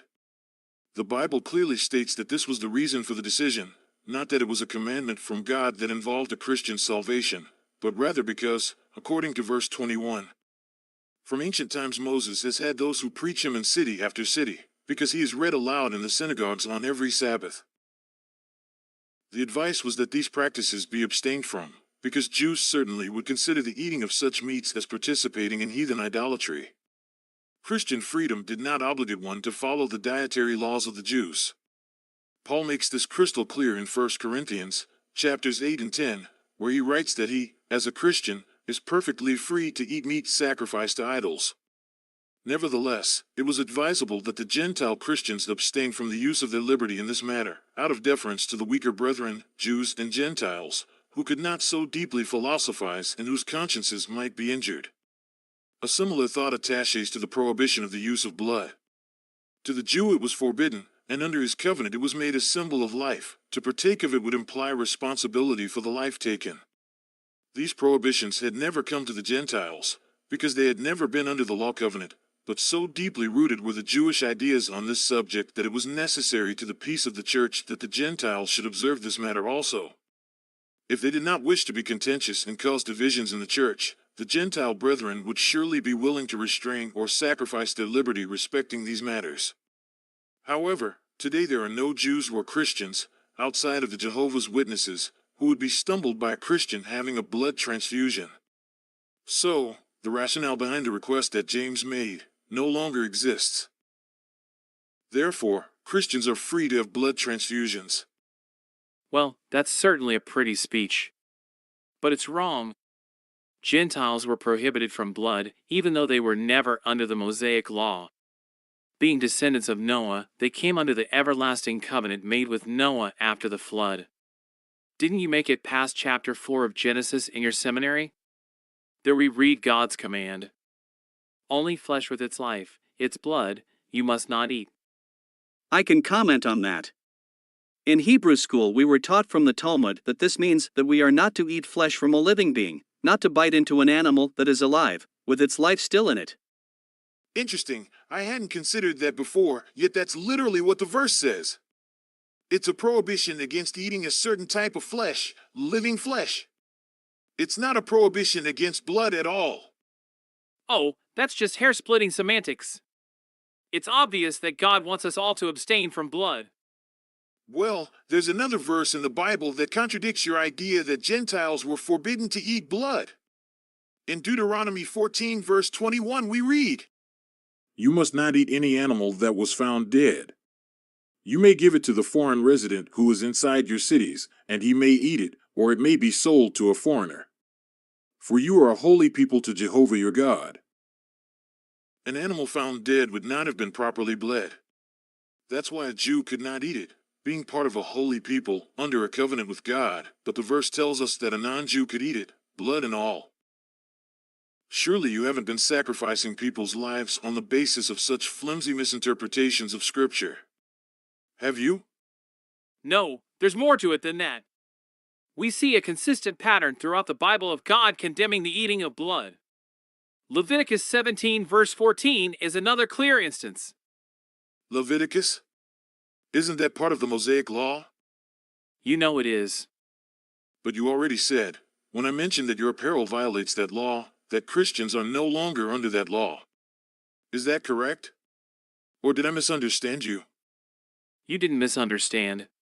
But I'm not using Leviticus here as a law, but as a principle. God hates the use of blood. Yet he created vampire bats, mosquitoes, and a host of other creatures who cannot survive without eating blood. He allowed Gentiles to eat unbled animals, and he allowed Paul, under inspiration, to state that a Christian could eat anything sold in the market without being concerned that they might be eating meat sacrificed to idols or meat from an unbled animal. Why would that be, if he hated it so much? Well, I don't claim to know everything. All I know is that if we try to save our life by violating God's laws, then we'll lose our everlasting life. That's a deeply held religious conviction that I'm sure even you gentlemen can appreciate. No! I can't appreciate it at all.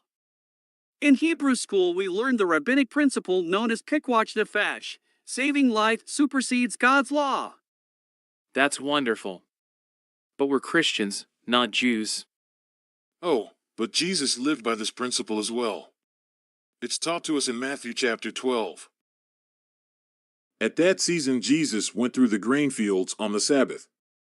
His disciples got hungry and began to pluck heads of grain and to eat.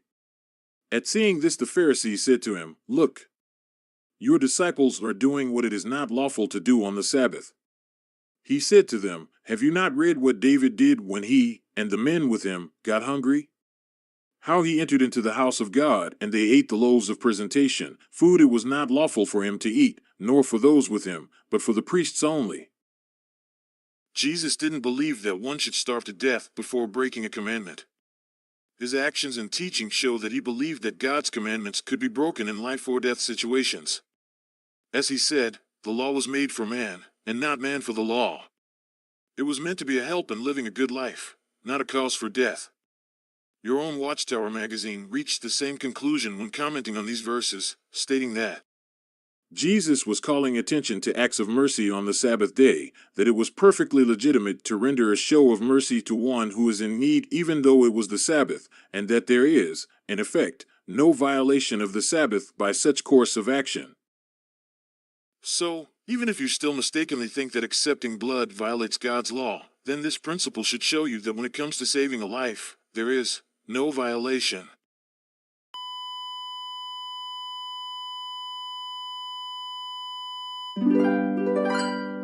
Name? Anthony Morris III. Don't you recognize me? I'm a member of the governing body. Governing what body? You must be joking. The Jehovah's Witnesses, of course. The Jehovah's. What? Oh, never mind, here you are. No, this isn't right. You're not supposed to be here for a few years yet. What happened? Evidently, I was in a car accident. I think I drove into a tree or something. I see. It seems you may have had a bit too much to drink. The record isn't clear on that. But, according to this, you were supposed to survive that incident. Well, I probably would have, if I had violated my faith and accepted a blood transfusion. Okay. Head that way. All early arrivals have to see the boss.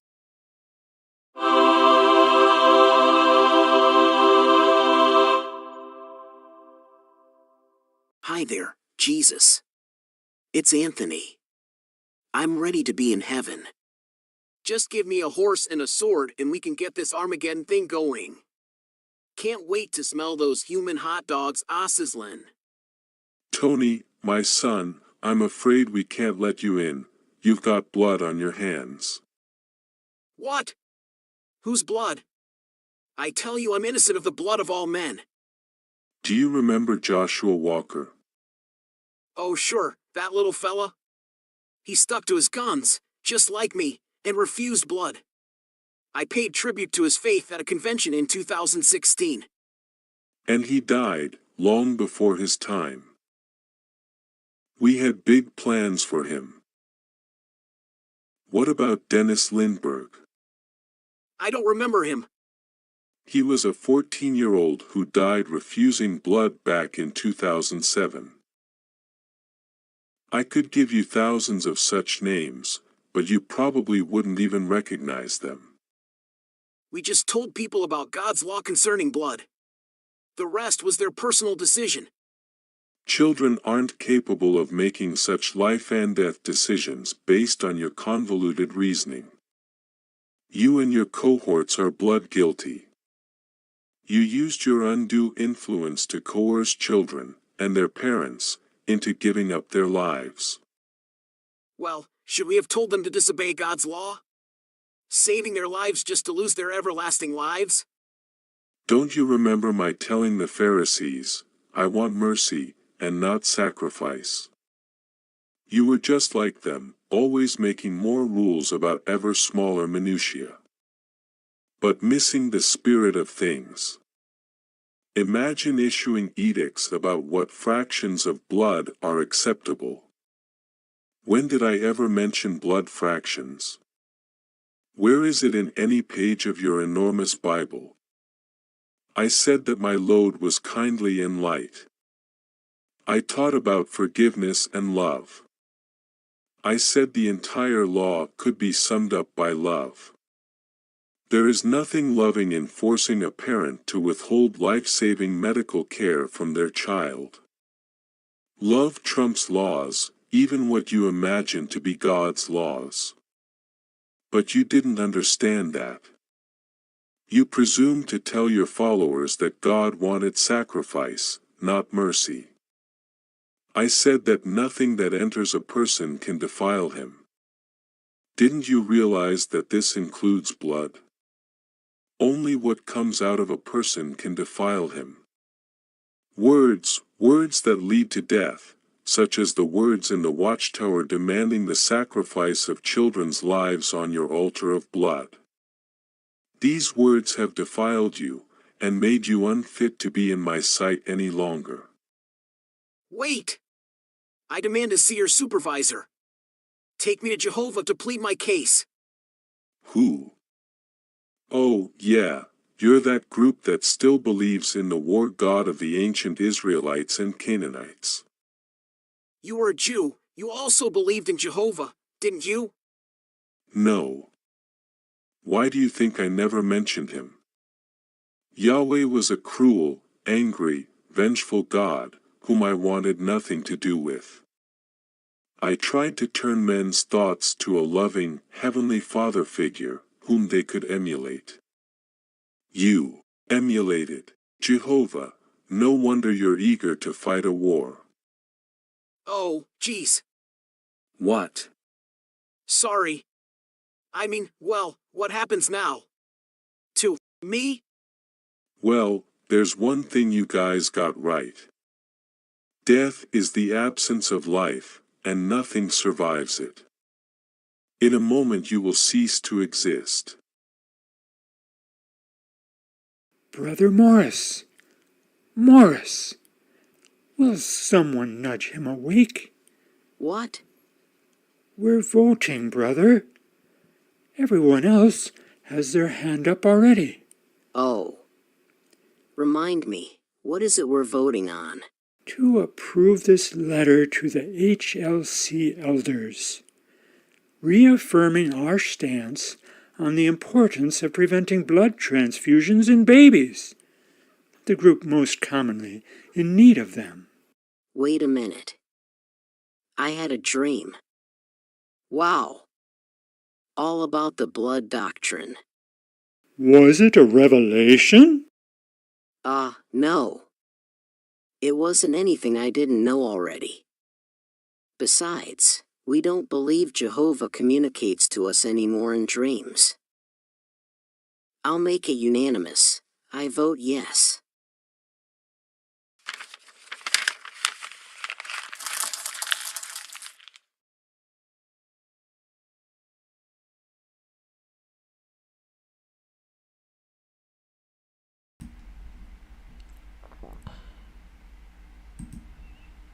Well, great job, Frank.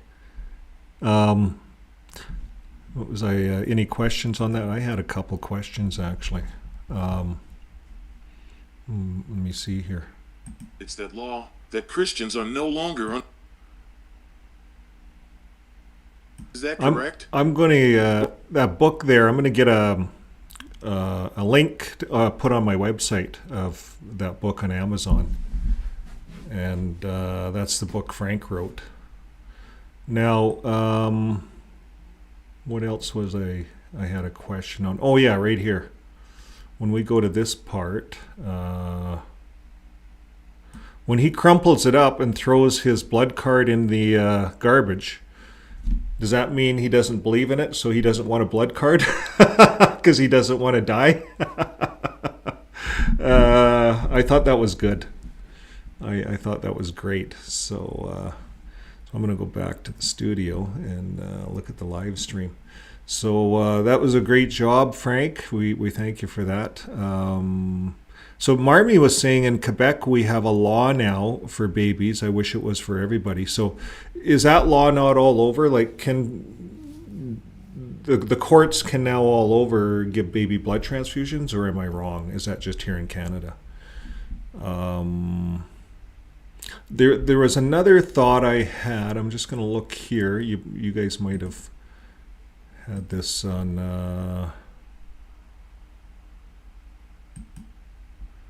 There's a question that came up, and I think Frank. How can Jesus say that the Jews are children of the devil, John 8:44, and provide salvation, John 4:22? So there is a discussion there. Jesus says to the Jews, ye are of your father the devil, and the lusts of your father it is your will to do. He was a murderer from the beginning, and standeth not in the truth, because there is no truth in him. And when he speaketh a lie, he speaketh of his own, for he is a liar and the father thereof. So there is a discussion based on some of these scriptures that the Jews, God, Yahweh, was what Jesus was talking about. He was looking at their God, saying, your God is the father of the devil. You know, that's, and there is a discussion on that online. It's a very there's two sides to that discussion. But anyways, I did some research on it. This is the paper I was looking at. It's right here. I pose that question, and you can research it. This article, I think it goes on to say that it gave a reason, and it said in this article, it's like Jesus was saying, well, your father is the father of the devil, because you do the works the devil, right? It doesn't mean Jesus is calling Yahweh the devil. He was saying your father is the father of the devil. This is the other argument. So there's two arguments here.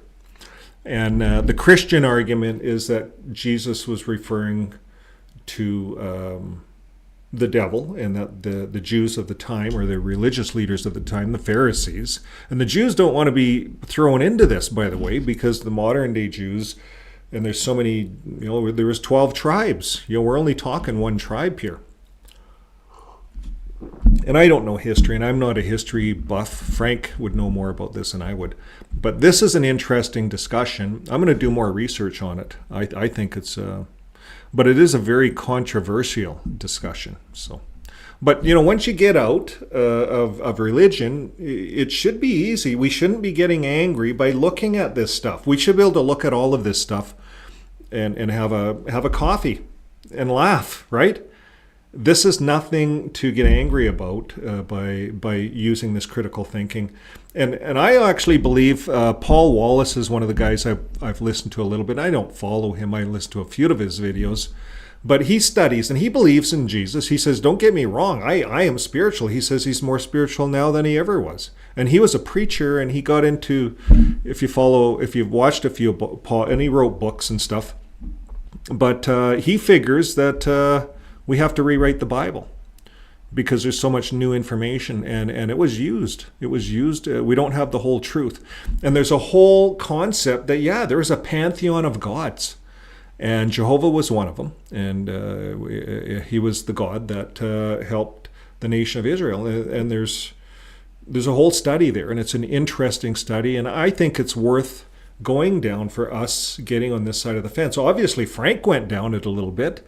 Threw it in his video. Great job. So folks, it's bringing our program to a conclusion here. We really thank everyone for joining in with us on the live chat. It was a great show, and great job on that new video, Frank, and we look forward to your next one. And if you I don't know how it works in your world, but if you're having fun doing this, you're helping a lot of people. Now, some people would think that the Holy Spirit is moving you to do this. And I would ask that, not questioning how you answered the survey, because it's none of my business. You see how we view spirituality. But I look at you, Frank, and I think something's moving you, because there's so much into this. I've never seen such a work to really help unwind us and really deprogram us as Jehovah's Witnesses coming out. And you've been at this since, 2011? That's what I've seen on your blog, so I don't know how long you've been doing this, but we really do appreciate it. So folks, that brings an end to our program, and should I let Frank answer some of them questions? Well, I hope that this isn't the last time we have Frank with us. I hope that he joins us in all our lives. Frank, you can come on any of our lives. We love you, and we really value your wisdom, and thank you for sharing that with all of us XJWs that are out here. It's really great. Yvonne says, I thought there was more to it.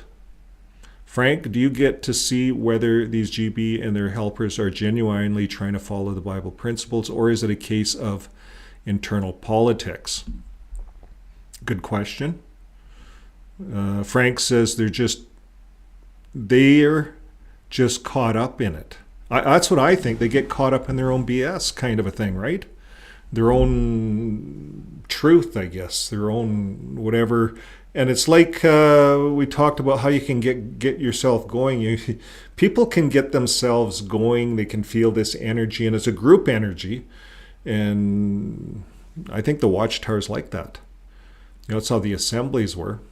Now, I was never working in Bethel, with any of that stuff. So this is really a good opportunity to ask Frank some of this stuff. He says they're just caught up in it. The Watchtower concept is bigger than them. Yeah. Bigger than them. The concept is bigger than them. So what do you mean the company? They can't handle that big of a company? So... yeah. Okay. Well, I think we got everything covered. So the scriptures, Nike, read those. So, yeah, there's so much research to do. There's so much reading to do. So if you guys think that there's anything you'd like us to cover on the show, we can. Just send us a link. The best is email. If you really want us to cover something that you think the audience should hear, the XJW audience, we'll do the research. We'll cover it. And if you want to stay anonymous, we'll keep you anonymous. But just send an email's the best. This way you're not even flagged on the comments, So if you do it email, it's really private, and that's a good way to do that. So thanks again, everyone, and we're gonna close the program here, and I am going to do this.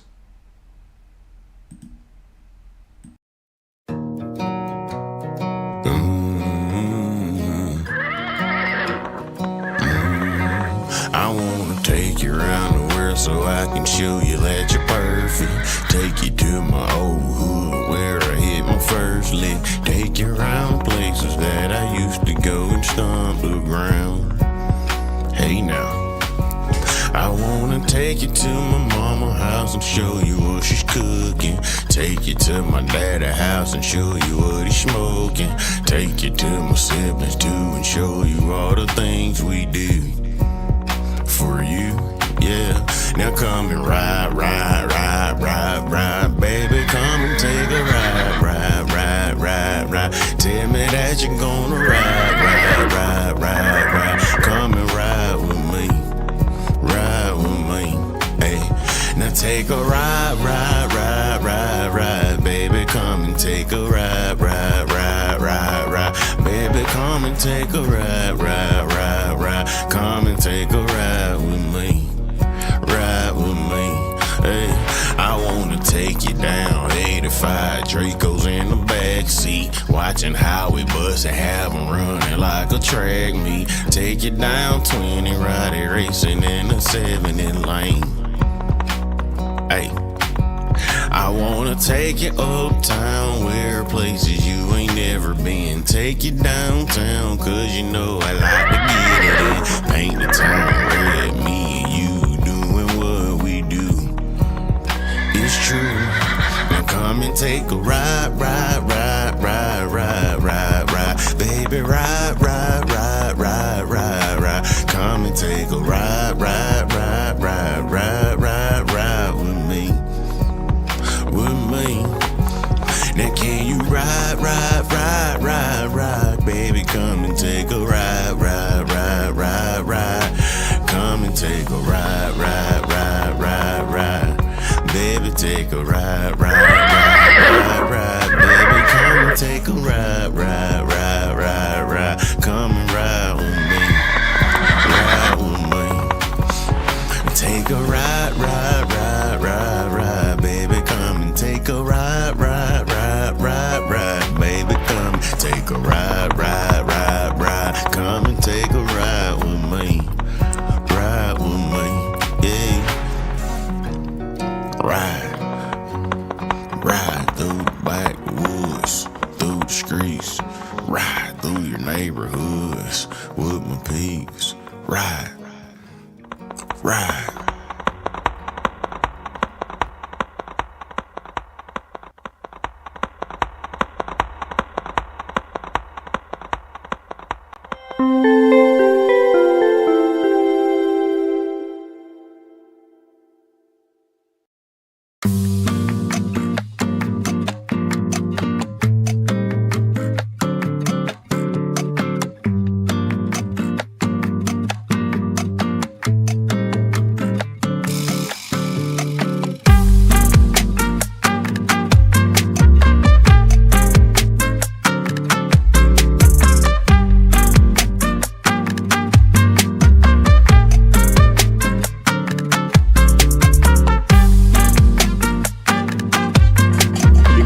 Heard any of that because I had my mic off. So keep up the good work, Frank. We love you, and maybe someday we'll get to meet you.